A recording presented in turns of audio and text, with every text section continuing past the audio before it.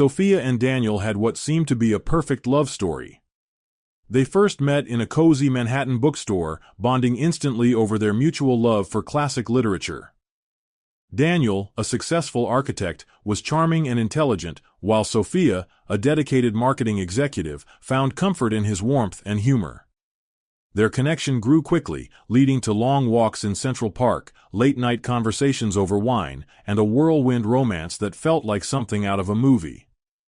Within a year, Daniel proposed during a dreamy weekend in the Hamptons, under a sky full of stars, promising her a lifetime of love and happiness. 7 years later, their marriage appeared strong, filled with laughter, shared ambitions, and unwavering support. Yet, beneath the surface, an invisible crack was forming. One that Sophia had not yet noticed. Despite her fulfilling career in New York, Sophia had always harbored a dream of visiting Paris. She had grown up watching classic French films, romanticizing the idea of strolling along the Seine, sipping espresso in quaint cafes, and standing beneath the sparkling Eiffel Tower. Daniel knew how much this meant to her, so when he surprised her with a 2-week anniversary trip to Paris, she was ecstatic. The thought of experiencing the city of love with the man she adored filled her with anticipation. She spent weeks preparing, selecting the perfect outfits, creating a list of must-visit spots, and daydreaming about candlelit dinners in Montmartre. It was meant to be the perfect getaway, a celebration of their love and the life they had built together. But she had no idea that this trip would shatter everything she believed about her marriage. When they landed in Paris, the crisp autumn air welcomed them, carrying the scent of freshly baked bread and roasted chestnuts. Sophia was enchanted by the city's charm, the cobblestone streets, the historic buildings, the soft glow of streetlights reflecting off the Seine.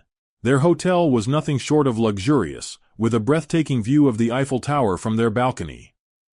Everything felt magical, as if they had stepped into a fairy tale. On their first day, they indulged in buttery croissants at a corner bakery, took a leisurely boat ride along the river, and wandered through the art-filled halls of the Louvre. Yet, amidst all the beauty, Sophia couldn't shake the feeling that something was off. Daniel seemed unusually distracted, frequently checking his phone, his laughter not quite reaching his eyes. It was subtle, easy to dismiss as jet lag or work stress. But deep down, an unspoken worry began to settle in her heart. That evening, they dined at a Michelin-starred restaurant, a candle-lit table for two in an intimate setting. The food was exquisite, the wine smooth, yet Sophia couldn't focus. Daniel was distant, his attention flickering to his phone every few minutes. She tried to brush it off, forcing herself to enjoy the evening, but when his phone buzzed once again, something inside her snapped. He excused himself to take a call, leaving his phone on the table. As she stared at the device, a message popped up on the screen. "Can't wait to see you tonight. I love you. Elise." Her breath hitched. The world around her seemed to blur, the once romantic ambiance now suffocating. Her hands trembled as she struggled to process what she had just seen. Who was Elise? And why was she telling her husband that she loved him? Sophia's heart pounded as she stared at the glowing screen, debating whether to unlock his phone. The rational part of her wanted to wait, to confront him calmly, but her emotions won. She hesitated only for a second before grabbing the device. Her fingers hovered over the screen, but just as she was about to unlock it, Daniel returned. His eyes darted to the phone in her hands, and for a split second, she saw panic flash across his face before he quickly masked it with a frown. "Why are you touching my phone?" he asked, his voice calm but edged with tension. Sophia swallowed the lump in her throat, trying to steady her voice. "Who is Elise?" she demanded, watching him closely. Daniel's expression hardened, but he recovered too quickly. "She's just a colleague," he said, reaching for the phone and stuffing it into his pocket. But Sophia wasn't convinced. Colleagues didn't send messages like that. As they walked back to the hotel, silence stretched between them, heavy and suffocating. Sophia knew, deep in her gut, that something was very, very wrong. The ride back to the hotel was filled with suffocating silence. Daniel sat beside Sophia, seemingly unbothered, but she could feel the tension radiating from him. He tried to steer the conversation toward their plans for the next day, the Louvre, a boat ride on the Seine, and a hidden bistro he had found. But to Sophia, his words felt hollow, like a rehearsed script meant to distract her from the storm raging in her mind. She couldn't stop thinking about the message from Elise. The words, "Can't wait to see you tonight. I love you." Replayed over and over, making her stomach twist. If she had confronted Daniel in the restaurant, she might have caught him off guard, but now he had time to prepare his lies. Still, she wasn't about to let it go. When they entered their luxurious hotel suite, Sophia turned to face him, arms crossed tightly over her chest. "Who is Elise?" she demanded again, her voice sharper this time. Daniel sighed, rubbing his temples as if exhausted. "I told you, she's a colleague, it's nothing." But Sophia wasn't fooled. Colleagues don't say, "I love you." Daniel's jaw clenched.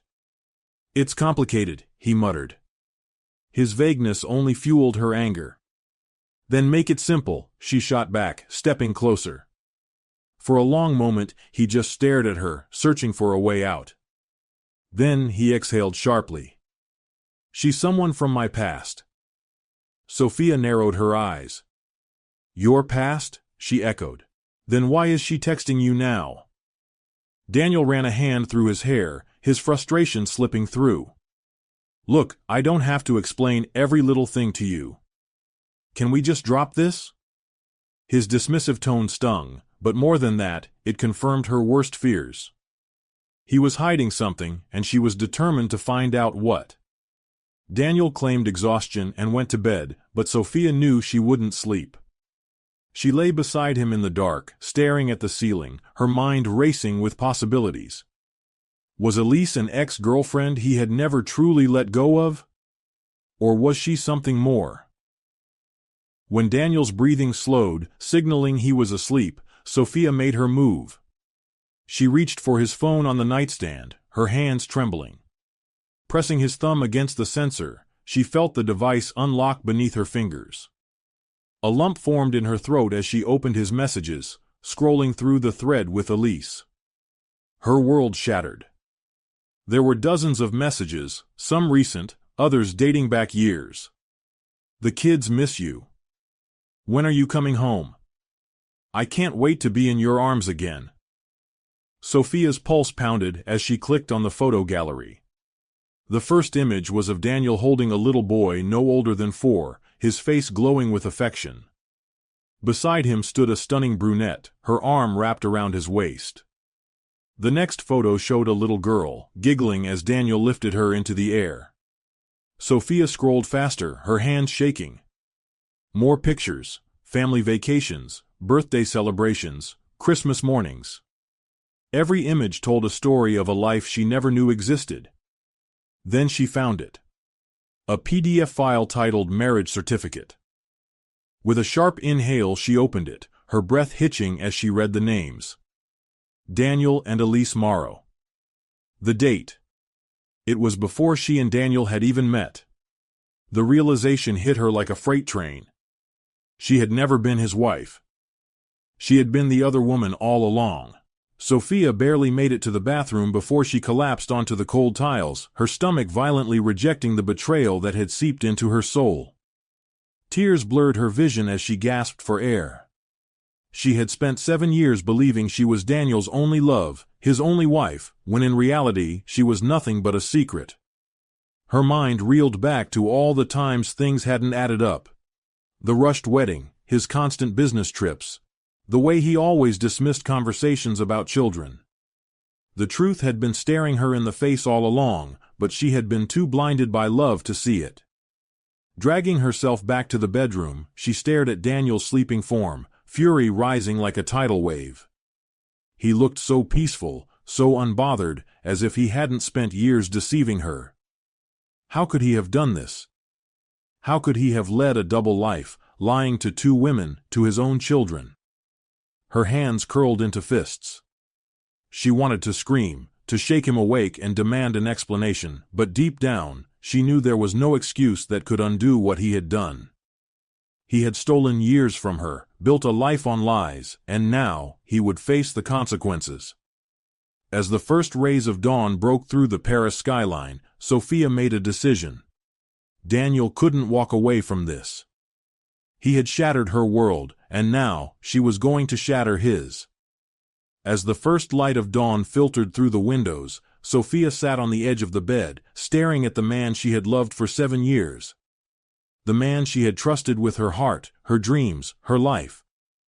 But now that love felt like a cruel joke. Every whispered, "I love you," every promise of forever, it had all been a lie. Her mind screamed at her to wake him, to demand the truth, but what truth could he give that would make this pain go away? He had a wife. He had children. He had another home, another life, and she had been nothing but a stolen moment in his grand deception. When Daniel finally stirred, stretching lazily before meeting her gaze, he frowned at the expression on her face. "Soph? What's wrong?" he asked, his voice thick with sleep. Sophia clenched her jaw, gripping the phone in her hands.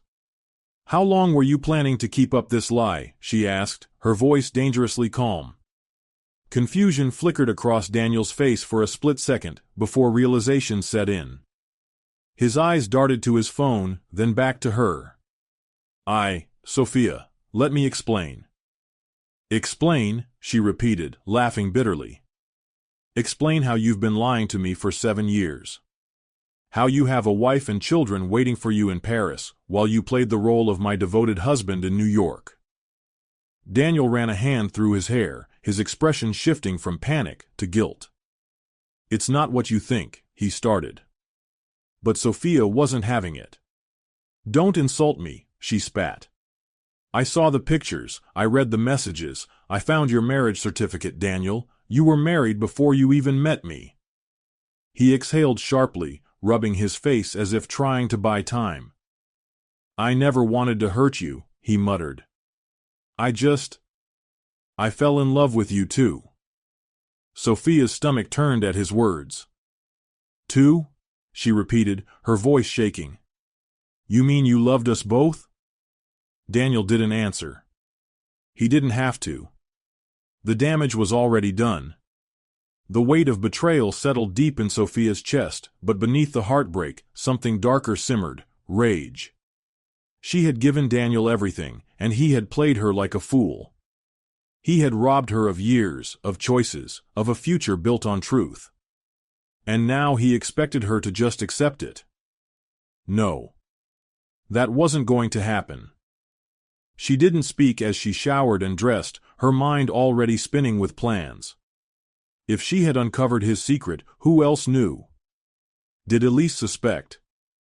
Did their children know their father was leading a double life? The thought of those innocent kids, the ones Daniel had chosen over having children with her, made her blood boil. She needed answers, and she wasn't going to get them from Daniel's pathetic excuses.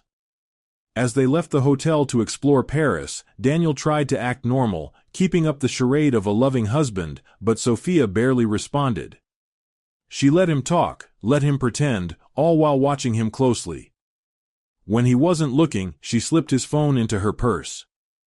If he wouldn't tell her the truth, then she would find it herself. Daniel claimed he needed to step out for a quick meeting, another lie. Sophia knew exactly where he was going. With his phone in hand, she used the location history to track his movements. It didn't take long to confirm her suspicions. He was heading toward a quiet residential street on the outskirts of the city. Heart pounding, she followed him, keeping a safe distance as he turned onto a cobblestone path lined with elegant townhouses. She ducked behind a parked car as he approached one in particular, a charming ivy-covered home. The door swung open before he even knocked. Elise. Sophia's breath caught in her throat as she watched Daniel step forward and kiss her. It wasn't just a casual greeting, it was the kiss of a man who belonged, who had done this 1,000 times before. Then, the final blow came when 2 small children ran to the doorway, squealing in delight. "Papa!" Daniel's face lit up, his arms opening wide as he scooped up the youngest, spinning her in the air. It was effortless. It was real. This was his life. Sophia's hands clenched into fists. He had looked her in the eyes that morning and told her he loved her, yet here he was, the devoted husband and father. The betrayal burned through her veins like fire. She had been nothing more than a stolen moment in his perfect, orchestrated life. Something inside Sophia snapped. She didn't think. She didn't plan. She just acted. Before she knew it, she was storming across the street, her heels clicking against the pavement like gunshots in the quiet morning air. Daniel turned, his face draining of color as soon as he saw her. "Sophia! How could you do this to me?" she spat, her voice shaking with fury. Elise frowned, stepping forward. "Who is she?" Daniel hesitated, glancing between them, searching for a way out. But there was no escape. Sophia took another step forward, her hands trembling. "Tell her, Daniel," she demanded. "Tell her who I am. Tell her that for the last 7 years, you've been living another life with me while lying to her." Elise's expression morphed from confusion to horror. "Married?" she whispered, turning to Daniel. "Tell me she's lying." Daniel reached for her, but she stepped back. "Elise, please, I can explain." Sophia let out a bitter laugh. "Oh, I've heard that one before." Elise looked between them, her face pale. Then she turned to Daniel, her voice sharp with betrayal. "How long?" Daniel swallowed hard. 7 years. A choked sob escaped Elise's lips, and for a moment, everything was still. Then Sophia's gaze landed on something gleaming on the nearby table. A decorative knife. She didn't think. She didn't hesitate. Rage and heartbreak merged into a single, uncontrollable force as she grabbed the knife. Daniel's eyes widened in horror. "Sophia, don't." But it was too late. With a scream, she lunged. The blade sank into his chest, a sickening squelch filling the air. Blood spurted, staining the pristine walls. Daniel let out a strangled gasp, his hands clutching at the wound as he staggered backward. Elise screamed, grabbing her children and shielding them behind her. Daniel's legs buckled, and he crumpled to the floor, his breath coming in wet, choking gasps. Sophia stood frozen, the knife still trembling in her grip. The reality of what she had done crashed down on her as she stared at Daniel's wide, terrified eyes. He tried to speak, but only a weak, gurgling sound escaped. Then, nothing. Sirens wailed in the distance, growing louder by the second. Elise sobbed hysterically, clutching her children as neighbors rushed outside, drawn by the commotion. When the police stormed in, they found Sophia standing over Daniel's lifeless body, her hands stained with blood. She didn't fight. She didn't run. She simply stood there, staring at the man who had destroyed her, and who, in turn, she had destroyed.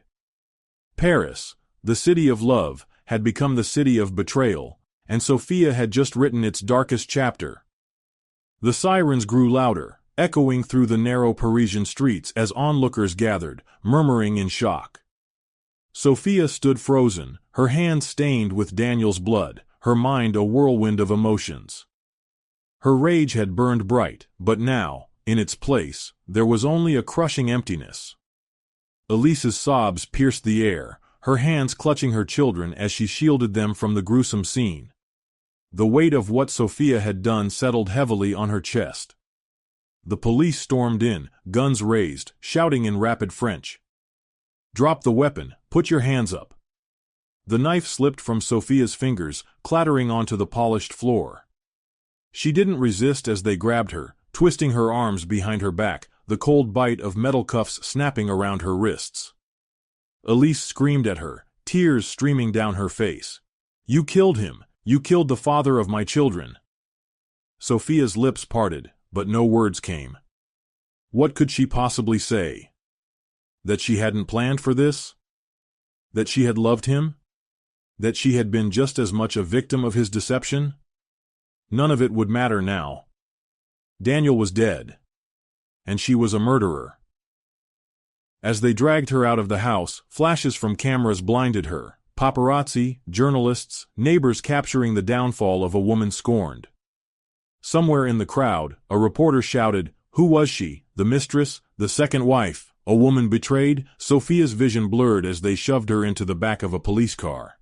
Paris, once a city of romance in her eyes, had become her prison. Days turned into weeks, and Sophia found herself in a small, sterile prison cell, awaiting trial. The French legal system moved quickly, especially with a case as high-profile as hers. Daniel had been a well-respected businessman, and his murder had become a media spectacle. News outlets painted Sophia as a vengeful mistress, a woman scorned who had let jealousy drive her to madness. Her lawyer, Marc Dubois, sat across from her in the cold, gray-walled interrogation room. He was a sharp-eyed man in his 50s, his suit crisp despite the long hours he had spent on her case. "Sophia, you need to plead temporary insanity," he urged, pushing his glasses up his nose. "The prosecution is calling this premeditated murder. If they succeed, you'll never leave prison." Sophia clenched her fists. "I wasn't insane, Mark. I was heartbroken. I was betrayed." "And the jury won't care," Mark replied bluntly. "They want justice for Daniel's family. They want a villain. Right now, you're the easiest one to blame." Sophia swallowed hard, staring at the table. Elise had refused to speak to her. The children would grow up without a father. And here she was, the woman who had taken everything from them. But had Daniel ever thought about the life he had stolen from her? The years wasted on lies. Mark sighed. "If we can prove emotional distress, we might get you a reduced sentence. Maybe even a few years in a psychiatric facility instead of life in prison." Sophia nodded numbly. "Do whatever you have to do." The courtroom was packed on the first day of the trial. Journalists filled the benches, their pens poised, ready to capture every detail. Elise sat in the front row, dressed in mourning black, her face pale and drawn. Her eyes burned with hatred whenever they met Sophia's. The prosecutor, a stern-faced woman named Camille Laurent, wasted no time painting Sophia as a dangerous, obsessive woman. "She followed him," Camille declared, pacing before the jury. "She stalked his wife and children. She broke into their home, and when confronted with the truth, she reacted with violence. This was not a crime of passion, it was cold-blooded murder." Sophia clenched her jaw as Mark stood to counter. "Objection. There is no evidence that my client broke into the home. She followed Daniel, yes, but she was a woman seeking the truth after 7 years of lies." The battle continued for days. Elise took the stand, her voice trembling as she described the moment Sophia burst into her home. She was filled with rage, she whispered, gripping a tissue. She wanted to hurt him. And she did. When it was Sophia's turn to testify, she took a shaky breath and faced the jury. "I didn't plan to kill him," she admitted. "I only wanted the truth. But when I saw him with his family, when I saw the life he had stolen from me, I lost control. I wish I could take it back. But I can't." The jury deliberated for 2 days before returning with a verdict. The courtroom was silent as the foreman stood. "We, the jury, find the defendant, Sophia Carter, guilty of manslaughter." A murmur spread through the room. Not murder. Manslaughter. It wasn't the best outcome, but it wasn't the worst either. The judge cleared his throat. "Sophia Carter, you are hereby sentenced to 15 years in prison." Sophia exhaled sharply, her body sagging with the weight of reality. She would lose everything. Her career, her freedom, her future. But perhaps in time, she would find a way to live with it. As she was led away, she cast one last glance at Elise, who held her children close. Their eyes met, and for the first time, there was something other than hatred in Elise's gaze. Perhaps buried beneath the grief, there was understanding. Prison was nothing like the life Sophia had once known. The cold, lifeless walls, the strict routine, the ever-present weight of regret, It was a world stripped of pretense. Gone were the glamorous Parisian nights, the love-filled mornings with Daniel, the dreams of a perfect future. All that remained was survival. She kept her head down, avoiding conflicts with other inmates, finding solace in books and quiet moments of reflection. She thought about Daniel often, not just the lies, but the love. Had any of it been real? Or had she been a fool from the start? Months passed, and then years. She found ways to rebuild herself. She took up writing, pouring her emotions into journals, capturing every memory, every betrayal, every lesson learned. A part of her still longed for freedom, but another part accepted that this was her penance. One day, Mark visited her with unexpected news. "You have a chance for parole in 10 years, he told her. "If you keep a clean record, you could get out early." Hope flickered in Sophia's chest for the first time in years. Maybe her story wasn't over yet. Maybe someday she would step out of these prison walls and start anew. But until then, she would wait. Time in prison moved slowly, but Sophia learned to navigate the monotony. She found solace in books, in writing, and in the friendships she carefully cultivated with a few inmates who, like her, had lost their way but weren't beyond redemption. Therapy sessions forced her to confront her past. Her blind trust in Daniel. The rage that had consumed her. And the crushing guilt that followed. After 10 years, the day finally arrived. Sophia stood before the parole board, hands trembling as she listened to her lawyer present her case. She had been a model inmate, had taken every rehabilitation program available, and had shown genuine remorse. When asked to speak, she took a deep breath. "I know I can never undo what I did," she said, voice steady but filled with emotion. "But I've spent every day trying to become someone better. If you give me a chance, I won't waste it." The decision wasn't immediate, but a week later, she received the news: parole granted. After a decade behind bars, Sophia was free. Stepping out of prison was both liberating and terrifying. The world had moved on without her. The Paris she had once known felt unfamiliar, and she had no home, no job, and no real connections. Mark had arranged temporary housing for her, a small apartment in the outskirts of the city. It was nothing like the luxurious life she had once lived, but it was hers. Finding work proved difficult. No one wanted to hire a convicted felon, especially one whose crime had made national headlines. But Sophia refused to give up. She took a job at a small bookstore, grateful for the quiet solace it provided. She spent her days stacking shelves, lost in the scent of old pages and the soft murmurs of customers. One evening, as she locked up the store, she noticed a familiar face waiting outside: Elise. Time had changed her too. She looked older, wearier, but there was no hatred in her eyes. Instead, there was something unexpected. Understanding. "I wasn't sure if I should come," Elise admitted. "But I needed to see you." Sophia's heart pounded. "Why?" Elise sighed. "For years I hated you. I wanted you to suffer. But now, I think I just want to understand. Daniel lied to both of us. And no matter what happened, we both lost him." They stood in silence for a long moment before Elise finally spoke again. "My children. They ask about you. Maybe one day, if you're ready, you can meet them." Tears welled in Sophia's eyes. She never expected forgiveness. And yet, here it was.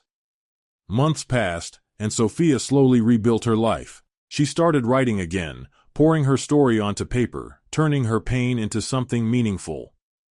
A publisher took interest, and soon her memoir, The Woman He Lied To, hit the shelves. It wasn't just a story about betrayal and crime, but about redemption, about learning to live again after losing everything. One afternoon, as she sat in a cafe, sipping coffee and watching people pass by, she felt something she hadn't in years: peace. She would never be the same woman she once was, but maybe that wasn't a bad thing. Her past would always be a part of her, but it no longer defined her. She had a second chance. And this time, she wouldn't waste it.